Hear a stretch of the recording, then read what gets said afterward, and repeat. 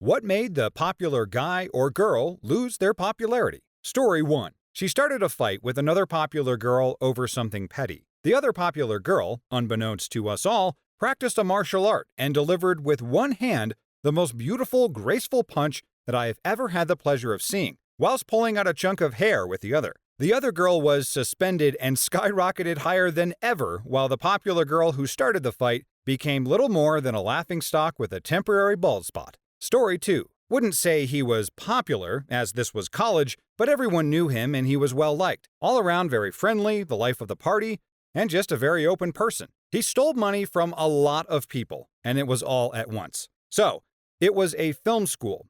We were on a project filming at a house. The bottom floor, which was just a room, and the garage is where people stored all their stuff, like book bags and equipment that was not currently being used. This guy went through everyone's stuff and stole any cash he could find. Now, I lost only $5, though when I got home that night and couldn't do laundry, I was a bit peeved, but some kids lost hundreds. There were people always coming and going in that space, and it was only the crew, so no one thought the stuff was unsafe down there. I was down there at some point just taking a snack break with another person and saw him going through bags. He made up some BS that he was looking for his friend's bag and her car keys. At that time, I believed him and didn't think anything more of it till it came out that people were missing money. He was, of course, found out because I was not the only one who saw him rifling through stuff, and it turned out that he was a serious drug addict.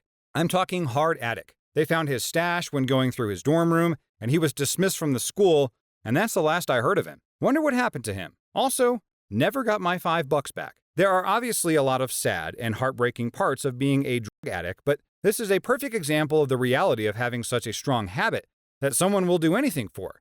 Because if it wasn't for the drugs, I bet this well-liked guy would never even dream of doing something like this to his friends and peers. But when you're hooked like that, you don't really think clearly, and everything you do is in the pursuit of getting money to buy more drugs. I truly feel bad for people who are in that situation, and I hope his friends didn't hold it against him too much and were able to see the addiction at work and not their sweet friend. Story 3. Popular girl was driving drunk on the way to school and caused a pretty bad accident involving 3 other cars. She spilled liquor on herself and slammed on her brakes in a line of cars.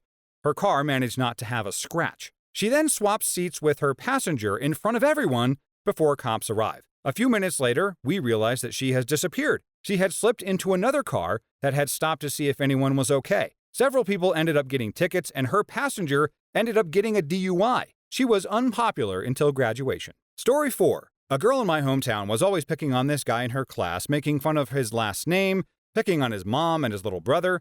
Nothing physically. I think people just thought it was a bit of ribbing, nothing so bad anyone felt the need to intervene. Then one day, his family was in a car accident, and he was the only one to survive. When he came back to school, she said something like, "Couldn't even get dying right?" It was so bad that after she switched schools, but her reputation still followed her. She tried rushing a sorority in college, but would you know, the story followed her there too. Story 5. In 5th grade, we moved and I changed schools. I went from a school in the city where everyone got along and was friends to a school in the suburb where I was introduced to popular and unpopular for the first time. Now, as a fat, quiet kid, I was quickly deemed unpopular and took my fair share of abuse. Around March or April, my teacher moved our desks around and set up islands of 4 to 5 desks around the room, except for 2, the most popular boy in school, who was a troublemaker in class, and me, who moved our desk right up next to hers. I later found out that she did this for 2 reasons. 1, to keep an eye on him, and 2, she felt I'd be a good influence on him. A funny thing happened. Between then and the end of school, we became best friends, and I became the second most popular kid in school. I started getting invited to birthday parties, kids stopped being crappy to me, and I got invited to play football at lunch. Girls liked me. It was amazing. Then, summer happened, and we were in different classes the next year, so he forgot about me, and then he moved, and everyone went back to treating me like I was nothing. Now that's my little story about losing popularity. I don't think this is true for all popular kids, but this seems to happen far too often. This story feels a little like a use, abuse, and forget kind of situation. The popular jerk apparently didn't value the friendship anymore and it had run out its usefulness. It's a bad look for the popular kid because some of those popular kids are beloved by all and genuinely nice and caring people. It's not necessarily possible for them to be close friends with everyone, but usually people take notice when you're kind, funny, and treat everyone equally. Story 6. Tall, good-looking foreign exchange student showed up one year with a killer smile and some impressive soccer skills. Never thought I'd see schoolgirls giggle and follow around boys in a crowd like they do in TV shows, but this guy made it happen. He abruptly stopped showing up one day after a few months. And I don't know 100% what happened, but the rumor was that he got sent back for putting some pretty serious symbols in a poetry/art project, thinking that it would be a funny joke. Story 7. When I was in 6th grade, one of my classmates brought $90-ish to school. They were going to go shopping after school. She was the most popular girl in class. At some point during the course of the day, the money went missing. Our teacher went right to the superintendent's office, right across the hall from our class. Now, this was a super small school where there were only like 212 kids total, from kindergarten to 12th grade. Within minutes, they had pulled all of us out of class and separated out the boys and the girls. The 5th grade teacher took the girls into the bathroom 3 at a time and strip searched them, and the superintendent handled all of us boys. I didn't take the money, but I got in a stall, locked it, and refused to come out. I had some serious skid marks going on that day, and no one on this earth needed to go rooting around in my underpants. He finally gave up and let me go. The cops showed up a few hours later and interviewed all of us one by one. A few weeks later, it got out that she forgot to bring the money to school, and it was home in her bedroom the whole time. Despite us being in a rural area and the next nearest school being 30 miles away, the backlash was bad enough that her parents pulled her out of school and sent her to the next town over. In retrospect, people mess up, and our anger at her was misplaced compared to the mountains of lawsuits that should have come down on the superintendent. Story 8. He was a new kid, but due to his looks, parents' wealth, and sports aptitude, he quickly became popular. Then, he made the mistake of bullying a harmless kid who was on the spectrum and was basically the football team's lucky charm. They did not take too kindly to that, and he went from being the next big thing to being that kid that no one wanted to talk to, and he had to basically bribe people to keep them around. Story 9. There was this kid named Matt who spent all of grades 1 through 12 riding his older brother's fame. His older bro was very charismatic and proactive, big into sports, the student council president, valedictorian, highest grades, you name it. Matt just walked in as the little bro and got all the attention and popularity from teachers and students because of who his brother was. It hit him hard when he went to the local university and realized that nobody knew him or paid any attention. In June, he graduated high school as the valedictorian and had a massive amount of awards and scholarships. By the end of September, only 3 weeks into university, I saw him in a biology class. Your typical first-year general bio class that every program seemed to need. He was one of 500 students in a massive auditorium, sitting in the back. I noticed him because he was there with a friend, randomly shouting out comments and quote-unquote funny one-liners to try and mock the professor. That kind of stuff might have had people giggle and comment, "Oh, you're so cool, you're so funny." In grade school, well, that didn't fly here. Instead of attention, all he got were nasty glares and being ignored by everyone. His entire world crumbled. He went through literal withdrawal from the lack of attention and popularity, and less than 6 weeks into the university, he dropped out. My friends and I ran into him at a bowling alley a few years later.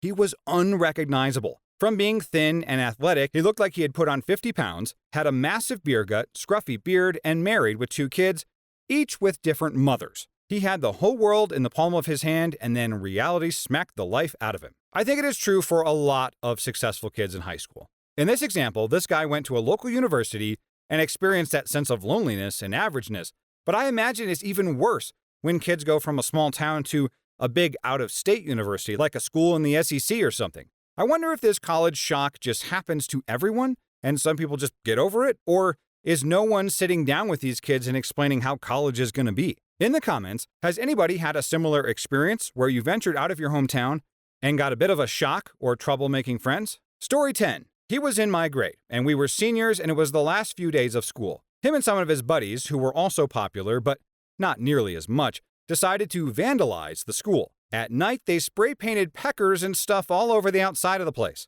They also sprayed the words, "could have done worse," on the big entryway doors in the front. Well, they got caught. Their punishment? None of them graduated. They all had to repeat the year. Everyone thought they were idiots after that. And according to one of my friends who was a grade younger, many people would say, "could have done better" to them in passing. Story 11. There was a new kid at our school. I'll call him Alex for the purpose of this story. He was athletic, funny, good-looking, etc. He got in with the popular kids pretty quick, and got along with just about everybody. Small town school. There was a special needs kid in our grade that I'll call Josh. Now everybody loved Josh like a little brother, and we were all very protective of him. One day, about a week after Alex got to the school, he was teasing Josh out in the courtyard, and Josh was getting really upset. A few kids told him to cut it out, and Alex got angry, so he pushed Josh.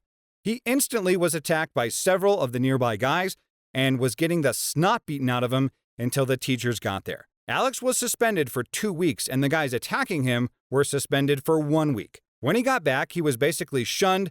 Nobody would talk to him unless it was school-related. During gym class, people would do whatever they could to exclude him. He switched schools after a few weeks of this. Looking back at it, his treatment was really harsh, but he deserved it in my eyes. Story 12. This is actually kind of sad, but the guy I knew was declared Athlete of the Century at our school. He was amazing at football, track, rugby, and wrestling. Didn't play hockey though, which was big where I am. But everyone loved this guy because he almost single-handedly won us provincial championships. But then he suffered a gruesome leg injury that ended his career. So when he stopped playing sports, people sort of forgot about him. This was 12 years ago, and I actually saw him a few months back, and he's doing well. I'm 2 years younger, and he was always nice to me. To make it even sadder, last year his brother, another great athlete, took his own life. He didn't go to our school though, and I didn't know him. Story 13. She was a new girl who was loved by everyone when she first arrived at school. She was amazing and kind and sweet, and it didn't matter if you were popular or an outcast, like me, she would be your friend. She got in with the popular girls, but that didn't change the way she acted towards anyone. Until one day, someone from her old school spread around the reason that she moved schools. She had a history of bulimia and depression. As soon as the rumor hit the school, she became withdrawn and only spoke to a few people, me included. The last thing she ever said to me was, "If I win my race on Sunday, you won't see me Monday because I can die happy." To this day, I wish I had told a teacher what she said, because on Monday we came to school and found out that she had took her life hours after winning her race. Such a wonderful girl, just gone from the world. I hope this person doesn't feel bad or guilty about what happened, wishing that they had said something. When people say things like, "I can die happy," 99% of the time is said sarcastically and just in a joking way. Anyone who would have heard this probably would have thought the same thing and just laughed it off. But sometimes people really mean what they say, I guess. At least she went out doing something she loved, and that made her happy. Story 14. He was a friend at my high school, and we got along quite well. At the start of our second year of high school, he started to hang out with some questionable people that lived near him. He was one of the most handsome people at my school and fun to be around. Nearing the end of our second year and start of our third year, he was really changed as a person. Started being more erratic, yelling in the hallway for no reason, annoying random people, talking to himself while walking in the hall, bringing alcohol to school every day, and then using harder drugs. When our fourth year started, almost nobody wanted to hang out with him, let alone talk to him. It's a shame because he really is a good person. We finished our year and got our diplomas, and one day, after a few months, I decided to meet up with him. His health had gone to crap. He was really slow, it was awkward to talk to him while people were near, and almost immediately bought alcohol before we went to our big park. I'm still sad about his situation because he was once my friend. Story 15. Admittedly, this popular person didn't lose their popularity, but I will contend that it is the dumbest thing a popular person has ever done. During high school, we all had to read a book about the Holocaust. I don't remember the exact book, but it was an incredible story, obviously in a horrible, yet eye-opening way. After every English class finished reading it, we had a school-wide assembly where an Auschwitz survivor came and spoke about their experiences. It was an incredibly heavy assembly, and it was clearly respected. There wasn't any goofing around. Like normal assemblies, everyone, including the class clowns, settled down to give this person respect. After the presentation, they opened the floor to general questions. Now, most people ask pretty tame questions, but this particular popular person raised their hand and asked, "Did you ever have a one-on-one encounter with Hitler?" The presenter was dumbfounded, and the entire school went silent, like a collective, "What the heck did you just ask?" I mean, in the realm of possibilities of questions that he could have asked, I suppose that wasn't terribly awful, right? He could have asked something insensitive about death or something like that, but I think everyone else was on the same page that Hitler probably didn't socialize or interact with the thousands and thousands of victims during that time period. He seemed like more of a hide in his bunker like a coward kind of guy. Story 16. I was popular in grades 9 and 10.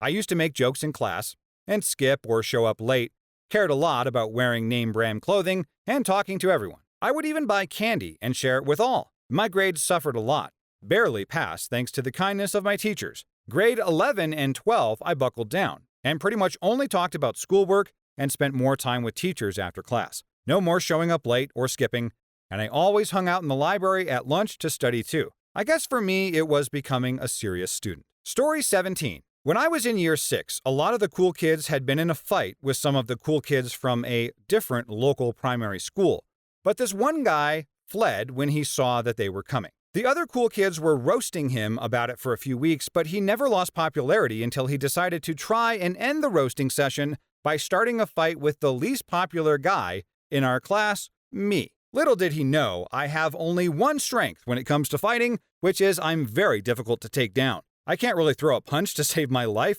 but I don't go down easy. He was able to convince me and a large portion of my class over to this corner of the school field, which wasn't really monitored by teachers, and he just started hitting me. I didn't hit back because I didn't want to get in trouble, and I couldn't get away because the class had formed a kind of barricade, so I just blocked or dodged as best I could until after 10 minutes or so of it, another unpopular boy in our class grabbed me around the shins to help trip me so that the would-be bully could hit me easier. And for good measure, this tripper stole my shoes off my feet and threw them in a bramble bush. The aftermath had the formerly popular boy go to a different secondary school to everyone else because he lost all credibility after not being able to beat up someone after 10 minutes of them not even fighting back. Tripper was bullied so hard for being a little jerk that he didn't even wait for secondary school.